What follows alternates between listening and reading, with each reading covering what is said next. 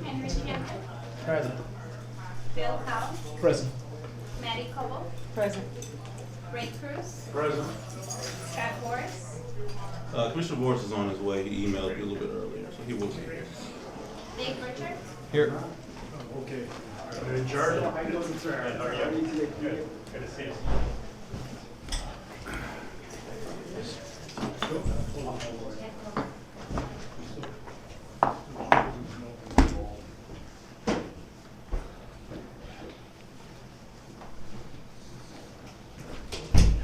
Can't close it.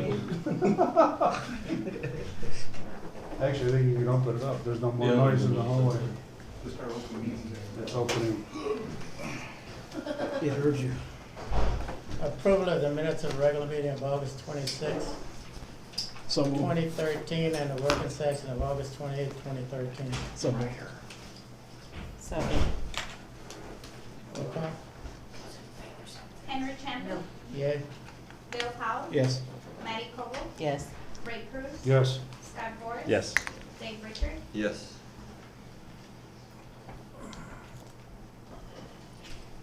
Do we have any public comments on the agenda? No. Review of the financial reports and list of bills. Mr. Gregory. The Housing Authority for the month of August had a $69,000 net profit for the month, and year to date, we have a $112,000 profit, which, as you know, we've been carrying a year-to-date loss for a while. We've had a few, we did have some extra money come in, but mostly it's been due to the fact that our audit ended. We had some accounting changes, so the auditors caught up with those this fiscal period. So some of those changes are just accounting changes that led to the increase there as far as the year-to-date profits. However, if you look at our programs, the public housing program has a $98,000 net profit for the month and a $363,000 net profit year-to-date, which has just been really good performance of that program. And as I mentioned before, there are going to be expenses that come up later as we start to build out on our office and as we start a few other construction items for the winter. So we won't probably hold on to as large of a profit, but still that program has been running particularly well and has done extremely well financially. The Housing Choice Voucher Program actually had a profit this month too, which is a little bit abnormal, but is completely related to the administrative side of things. We're still running a loss as far as the amount of rent money we're receiving and paying out. We expected to do that. That's because we're eating up our reserves before HUD decides to come after them at the end of the year. That program had a $12,000 net profit for the month and has a $114,000 loss for the year, which we've kind of been holding the line. Every month we've pretty much broken even there, so we've been staying at around $114,000. I really wouldn't expect that to change too much. I mean, we'll still have some losses in that program just because of the nature of the funding, but in general, we won't have, we try not to have substantial losses. Have you gotten any updates in the last month just in terms of fund balances and what HUD's going to do at the end of the year? Well, HUD's got a few problems, as probably everybody knows. With the budget situation right now, we are actually, again, for the second time this fiscal year, or second time this calendar year, facing the possibility of not having funding for a little while until they settle the differences there. Also, HUD hasn't, there are no plans anyway to push funding higher. The most recent funding bill doesn't have any additional funds in it from what we had this year. So, assuming that the budget gets approved at what's been presented a few times before, we'll probably have about the same level of funding, which is about 91% of the funding we are eligible for. The overall budget for the year, is it balanced budget? Yes. Any question? Are there any questions on the list of bills? Any question on the bills? No. Okay. Monthly staff reports?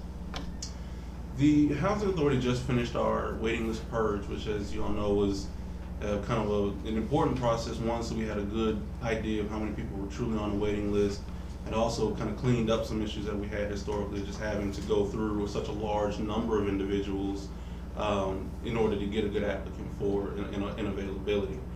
As a result of that, however, we have a much smaller number of families on the waiting list than we thought we would. So we are going to need to open a waiting list fairly soon. I think if you look through the reports, our 5-bedroom waiting list actually has no applicant families right now. So, we do need to push a little bit to get that done. We're expecting sometime in October to open a public housing waiting list. We're working through the logistics of that right now, trying to ensure that we avoid having lines of people in the front of the building. We're considering a lottery system. We're also considering trying to take applications online and over the phone instead of in person. So we're looking at all the logistics now so that we can avoid having chaos in the office. Yes, sir. What was how many, were there like 1,000 people on it before? At one point in time, there were more than 1,000. And now we're down to like 200? Yes, sir. Okay, is it a problem to have that few? Or, I mean, because it still seems like a lot to me. Do we need to have more? It's not necessarily a problem. It just becomes a situation where over time, as families find other resources while they're waiting on us to have an opening, when we turn around to try and lease a unit, we didn't have that problem. We're going through 3 families at a time to get one applicant. So if you take 3 to 1, that's really the equivalent of having like 75 actual families on that list.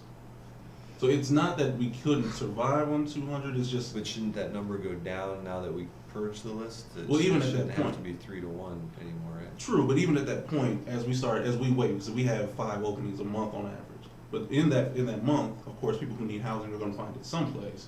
So now we have an applicant family who's now on that list in the course of a month that's gone someplace else. So when we turn around 2 months from now and have an opening, we've got a name that's not valid anymore.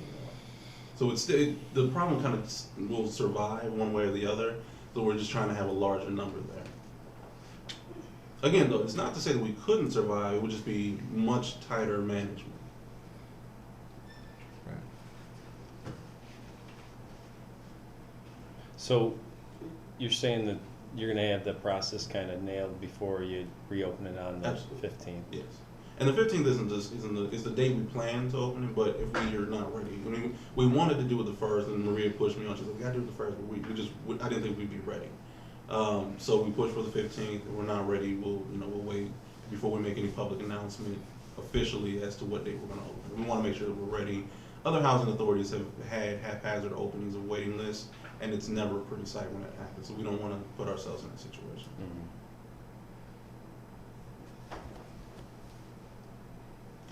As far as the offices, you all know we've been kind of working on the redesign and construction of our office. So we talked before, we planned about a $600,000 build out. Right now we're looking at around $400,000 to $500,000. So we're looking at about a 40% decrease from our budgeted costs as far as the actual expenditures. We just finished looking over some of the final architectural stuff. So now we're getting our construction plans and getting together for our next steps. Now, we expect to save some money because we're going to manage the construction process in-house. We are going to be the general contractor on this. So a lot of the areas where you would spend for overhead, we're not going to have to spend. We're going to have staff, particularly Jimmy and Carlos, oversee a lot of the construction stuff and getting the supplies.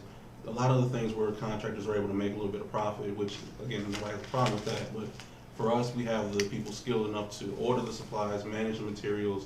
So any place that we can save money is something that we've been trying to do almost to kind of obsessively, is that we've kind of been really working to make sure we're not spending more money than we should be when we can save money. Say we save money on this, can the money be used somewhere else? Absolutely. Okay, so Yes. improve some. Yes. homes. Every dollar we save in one place is a dollar we can spend someplace else. Okay, because sometimes I know you can't transfer over the. Well, money. in between like the Section 8 and public housing, but anything in one program can be used for anything else in that one program. Okay. So yeah, absolutely. We have started discussions with our council as far as a private management company. I know that was a very big piece of the strategic plan. We're very early in the process. I know we're looking at some of the regulations, some of the state requirements, and trying to craft exactly what something like that would look like, what purpose it would serve, if it actually is if it adds value to the agency, and if not. But we have started that process, so we will be bringing ideas towards the board pretty soon in regards to direction that we want to go with that, and if there are any changes you want to see to the things that we've kind of started to build. But just kind of keeping everybody on board with the fact that the things that we put in the plan, we are aggressively going after. We're really taking charge, and the fact that we agree to do certain things, the board has approved these things. We want to make sure that we're actually doing them. So that's just one other piece that we've really been working on lately. To two questions or comments. One is, before you reopen the list with Maria, if you I just ask that you communicate with the board so that we understand kind of the process that we're gonna do in case we get questions or, so we're in the loop in terms of, because it sounds like it's gonna reopen before our next month's meetings. Hopefully that's. Okay. Yeah, issues. I can't get this one to adjust either. I'll put that in the training class. Yeah. No, absolutely. We'll- And then, second, just in terms of, once we have, a list, I don't feel like I got a good command in terms of, how our prioritization works. Where you said you had like a priority system that we talked about, and I don't understand how that kind of ties into our current list or, you know, what'll be our new list, and so I just asked that maybe next meeting you educate us on how that works. Certainly. Our current, I guess the way I'd say is educate us on what our current policies are in terms of how we do that. Certainly, absolutely. Okay, cool. And I'll try actually before, since we're potentially opening the board, the waiting list before that, I'll try and get something out to you guys before that process starts. The new website and logo, I read that in here, did you mention that? I did not. We are working, actually, we'll have early drafts Friday. Some early drafts this Friday. I have a meeting scheduled with the design team next week, so we'll have, hopefully very soon, we'll be starting to put together the kind of working process. It's something where it's a very artistic process, and I'm not an artistic guy at all, so it's interesting because what we're getting now are these kind of drawings of the page, and it's not a functional page, so we have to go over how the page, what we want on the page, how it looks, how it's designed, how it flows from For the one to website. next. Right, and the logo is included in that process as well. Okay, are we gonna get like a few different examples of the logos? We'll have, I think we're required a minimum of 5 different options, and I think we wanted to not go too far, but we wanted at least a minimum of 5 different options. Who's doing that work for you? The firm is called Innswealth Corp. They're out of Chicago. They actually have done, when we put out the RFP, we got 3 different firms, and unfortunately none of them were local. We got one from Texas, one from Minnesota, I think, and then this firm. They've done a lot of work for some of your more progressive corporate brands. Nike has done work for Microsoft. Did work for Aquafina, I believe, as well. They're good enough for us then. I believe, you know, if they can do Nike, I suppose we can let them do something for us. But they were very reasonable. I think they have a part of their corporation and part of their mission is to do nonprofit work. So I think that's part of why the match fell in there. Are there any other questions for me? Well, we'd also I think in the plan or in the plan for the year was like that nonprofit, or not nonprofit, but Development. can't Corporation. think of it. But it was gonna be like a separate, nonprofit type of thing to run some programs through, and maybe we could get some money into there in order to provide more programs for the residents. Is anything coming of that? Well, it's twofold. I mean, it's part of the private management company discussion because that's part of that piece. That's a primary part of that piece. Oh, okay. We already have a development nonprofit, which we haven't used for anything. We started with the intention of using it for the Jericho development, but it is another place where we had intended to, instead of utilizing it in the sense that we had previously for development, we wanted to utilize it more by, if possible, changing its corporate mission a little bit to do more programmatically. Now, whether or not we're able to do that because of how it's chartered or how it's set up, we're still kind of working on that. But even if not, the main private managed company, the funds there that are left over as profits would then be kind of funneled around to encourage more programs. Okay. Thanks. No other questions? Okay, first up there is the public housing waiting list numbers. The list currently shows there's 313. That number will change, it will decrease dramatically, just because these numbers are based on beginning to mid-September. At that point in time, we weren't completely done with the purge, denying people, removing people off of that waiting list that had not responded. So those numbers will change for next month. I also included the ready to house pool, so the board can take a look at how many people we've actually pulled from the waiting list. They've gone through the final eligibility, and these are the number of people that we have for that specific bedroom size. These are ready to go as soon as we have a unit available. We can place them into those units. So are those 54 in addition to the 313, or a part of Correct. that? They're in addition to? 'Cause Yes. they've already been pulled. As Mr. Gregory mentioned, we're hoping to open the waiting list on the 15th, possibly open for a full month. We're also looking to have that be a lottery system. I believe doing a lottery system or a lottery draw is going to alleviate the sense that someone's gonna have to be at our door on the 15th or on the, 15th, 14th, midnight and create line craziness. We're looking into the website, having that for download to make it nice and easy where they don't even have to come into the office if they don't have to. With the Maple Terrace, all of those fire victims have been relocated. Allied Waste, we have a contract with them now. We recently had all of the scattered sites and some of the family sites who had to have their own purchasing of waste stickers. Since then, we did away with that, and Allied has given them recycling bins as well as a trash bin. And it's actually saving the housing authority money to pay for those bins, opposed to giving them an allowance. Okay. The Rush program, there's still 29 clients in the Rush program. They're still doing community service hours over at Maple Terrace. This past month, they did about 50 community service hours. We still have different activities at the different sites. From all the sites will be having their fire safety prevention. There's VNA programming. We have at Eastwood, we have the fitness program that's going to be starting in the month of October. And we have the self-defense gentleman who's going to be coming back, I believe, to Maple Terrace. We're waiting for a date on that one. I have a question. Yes. Ready to house pool, what does that mean? Ready to house pool. So these are the people who we've already pulled from the waiting list. We've called them in for a final eligibility. So they've gone through their screening, credit report, background check and all of that. They do qualify. So if we do not have a unit available, we place them into this ready to house pool. As soon as we do have a unit available Okay. that meets their needs, we pull from that list and Okay. offer it to them. Thank you.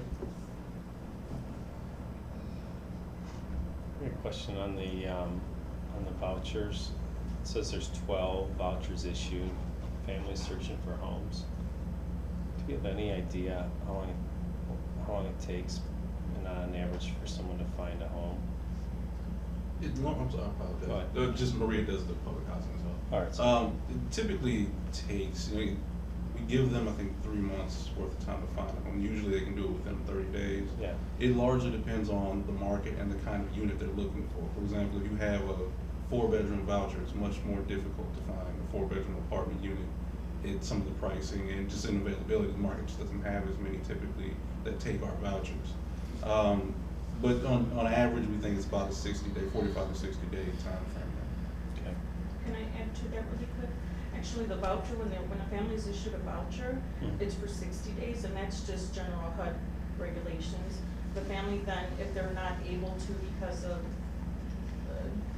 they're disabled and having a problem finding a unit that's adequate for them, or usually the larger size families, they're having issue finding something for them, they can request an extension, and it's granted on case-by-case basis. And if I'm not mistaken, it's 100 a total, or no more than 120 days that they would be allowed.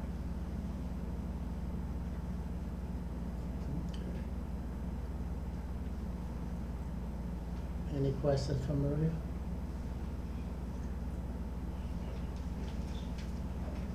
Believe it or not, it's heat season, so starting September 1st, according to the state code right now, we're required to respond out.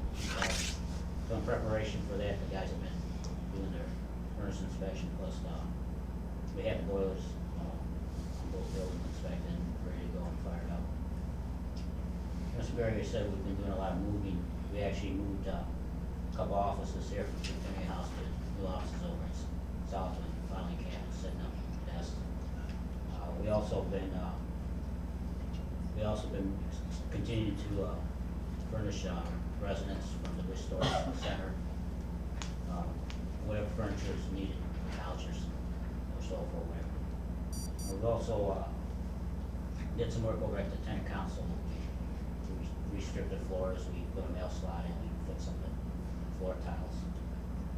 And Maria said that our last resident, no more residents, so we finally moved our last resident from the hotel to the new apartment, so. We also met with John Curley. He was the head of the city inspection for Terrace, so we could see if we could actually block off the one wing where the fire wasn't, so that we could start possibly occupying those units. He looked at it and he said there wouldn't be a real problem as long as we left access to the elevator and to the stairwell, and that we had the alarms actually up and that we had proper signage. So right now, the insurance company right now is doing the fire side, and our guys are starting to turn over the units over on the other side. Over at our scattered sites, we're finishing up our second one, and we actually started our third one. As part of the process, you know, it's all kind of new and stuff. We actually sat down together, staff members, and we decided to get like 3 or 4 kits together. And basically, what the kit would be like a countertop,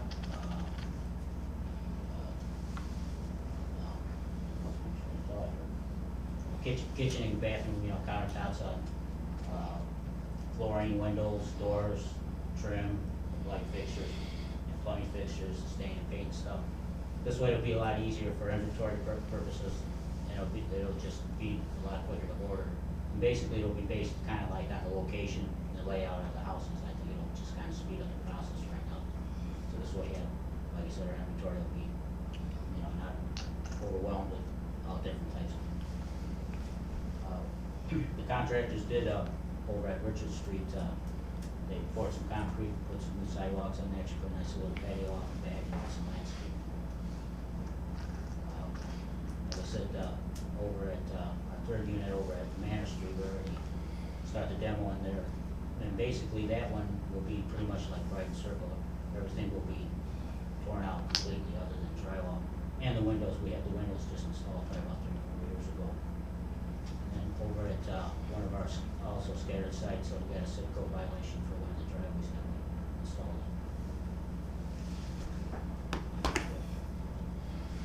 Chris gonna fix the violation for us. Were we, I know I asked this, were we able to help as an agency those guys with the food vouchers as long as they were in there? I never found out. Yeah, we actually paid for the entire time, like Mike was in the hotel. Good. Are there any other questions? Mr. Chairman? New business, redevelopment. We have none. We're still waiting to hear back from Ivan on the tax. When do we anticipate that? IDA is IDA, so we don't have it. You know, you expect it in the fall. We expect it sometime around November, but it's IDA, so they can come sooner. They can come later. Thanks. We've been in contact with our developer on that, so he's kind of keeping an eye on it too. Okay. You need me to make a call? Yeah.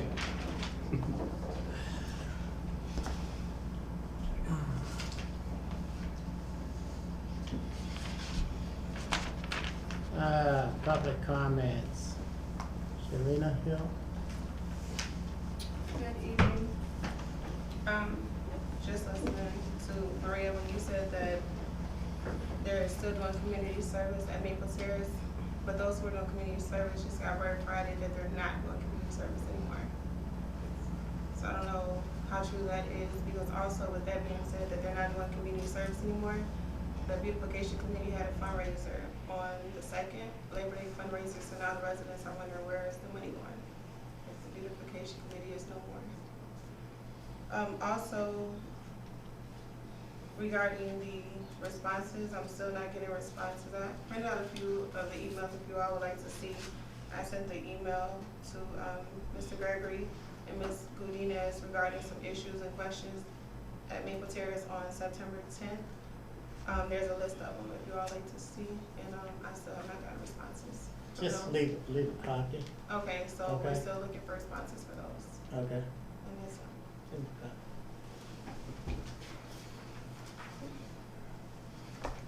Mr. Reed.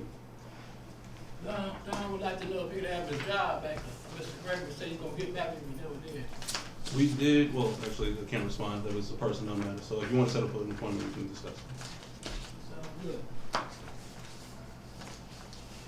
Okay. Any, legal? Okay. Oh. I thought We I have, had we have something. nothing. Okay. Any questions for the board, commissioners? Mr. Gregory? Mr. Guzman, you have anything to say? I'm Right. anything in particular you want me to try to address? No. No, I'm just reiterating the comments that were in the paper on Sunday. We're happy to have a collaborative relationship. We be working together before. You still have an hour from me, right? I have it, I just made myself an appointment thing to make sure it's back to Okay. you by tomorrow. All right. If there's no other business to come before this board, meeting adjourned, 5 o'clock. Henry Kevin? Got it. We need a motion. I make a motion, we adjourn the meeting. Second. All in favor? Aye.